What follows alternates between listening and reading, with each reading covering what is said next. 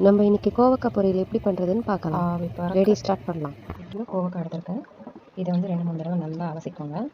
அதுக்கப்புறம் இது ஒரு மேல் பகுதியும் இந்த மாதிரி கீழ்ப்பகுதியும் கட் பண்ணிவிட்டு இதை வந்து நீட்டு வாக்கில் கட் பண்ணிக்கோங்க. நீளமாக கட் பண்ணிக்கோங்க. ஸ்டவ்வில் கடாய் வச்சு நல்லா தண்ணி போகிற வரைக்கும் காஞ்ச பிறகு இப்போது எண்ணெய் 2 ஸ்பூன் ஊற்றணும்.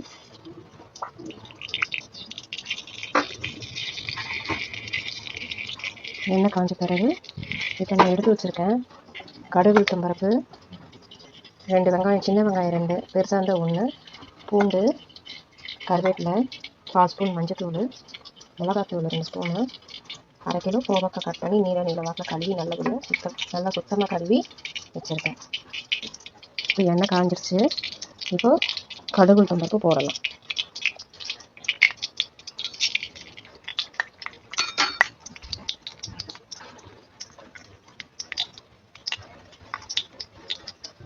கடுகு நல்லா பொரிஞ்ச பிறகு வெங்காயத்தை போட்டு நல்லா வதக்கணும்.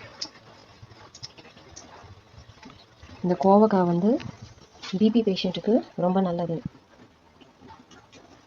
அப்புறம் இந்த சிகரெட்டு அதெல்லாம் எடுத்துக்கிறவங்களுக்கும் இந்த கோவக்காய் ரொம்ப நல்லது. இதில் நீர்ச்சத்து இருக்குது, ரொம்ப இல்லை, ஒரு அளவுக்கு இருக்குது. இது சாப்பிட்டா ரொம்ப நல்லது. நல்லா பொரிஞ்சு வருது. இப்போ வந்து நம்ம பூண்டும் கருவேப்பிலையும் இதில் சேர்க்கலாம். நல்லா பொரியுது பாருங்க. கடுகு உளுத்தம் பருப்பு எரியும் போது அது வரும் வாசனையே தனி. அது கூட அந்த பூண்டு கலரும் பாருங்கள், அப்போ இன்னும் நல்ல வாசனையாக இருக்கும்.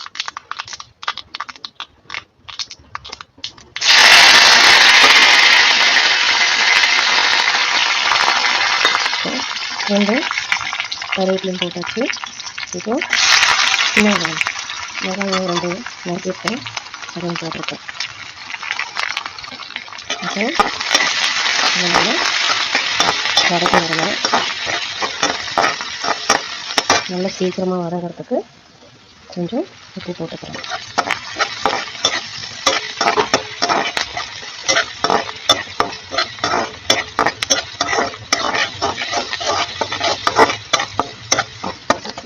இப்போ வதங்கிருச்சு. இப்போது நம்ம நறுக்கி வச்ச கோவக்காயை இதை போட்டுக்கலாம்.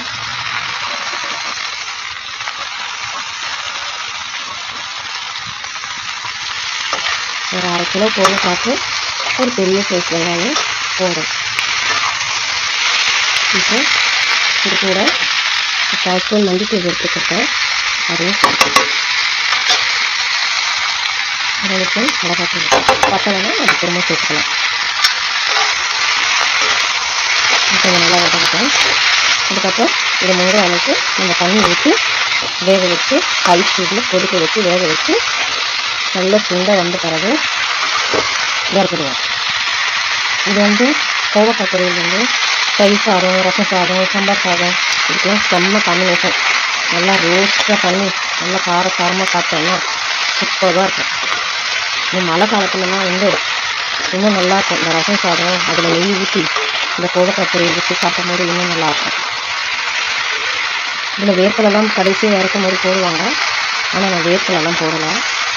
இப்போ வெறும் பொரியல் மட்டும் நீல வாக்கில் ஒவ்வொருத்தவங்க ரவுண்டாக கூட நறுக்குவாங்க.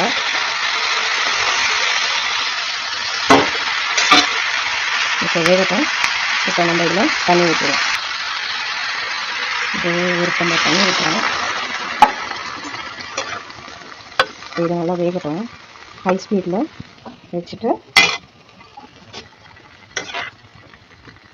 ஏற்கனவே நம்ம கொஞ்சம் உப்பு போட்டிருக்கோம், இன்னும் கொஞ்சம் உப்பு இருக்கான்னு பார்த்துக்கிட்டு போடுவோம். மிளகாத்தூள் போட்டிருக்கேன், பத்தலைன்னா காரம் உப்பு ரெண்டுமே பத்தலைன்னா கொஞ்சம் வெந்த பிறகு பார்த்துக்கிட்டு போடலாம். இப்போ கொஞ்சம் வேகட்டும். நல்லா வெந்துருச்சு. எப்பவுமே கோவக்காய் வந்து கொஞ்சம் எக்ஸ்ட்ராவாக எண்ணெய் ஊற்றினா தான் அந்த டீப் ஃப்ரை பண்ணும்போது அந்த ரோஸ்ட்டு அந்த டேஸ்ட்டு எல்லாம் இருக்கும். பாருங்கள், வதக்கும் போது நல்லா ரோஸ்ட் ஆகும்.